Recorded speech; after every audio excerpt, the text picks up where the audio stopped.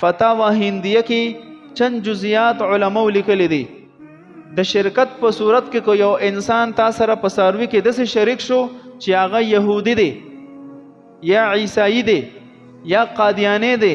یا شیعه دی یا یو داسې مسلمان دی چې داغه آمدنی حرام ده،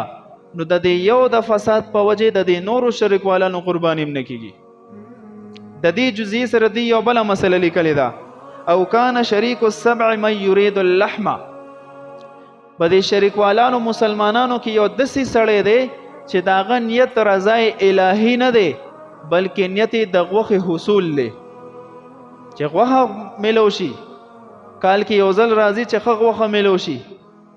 یعنی د قربانۍ او د ثواب او د الله د رضا نیت نشته، د غوښې د حصول نیت دی، نو د نیت د فساد په وجه د دې نورو شریکوالانو قرباني برباده ده. خو ذبحه وشوه د دې ذمه فارغه نشوه،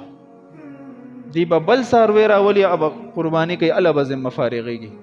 ګوره څومره سخته مسله ده، انسان څومره کوششونه وکړي، لکونه روپۍ مو لګوي، خو نیت کې فساد دی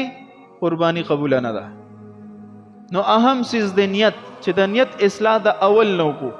دغه رنګ چې کم شریکوالان دي مونږ سره کم حصې نیولې دي، اول نو ته شرعي اصول او دا مسله ذکر کو چې بای نیت په ګوره د الله رضا وي، نو الله به قرباني د ټولو نصیب کیږي.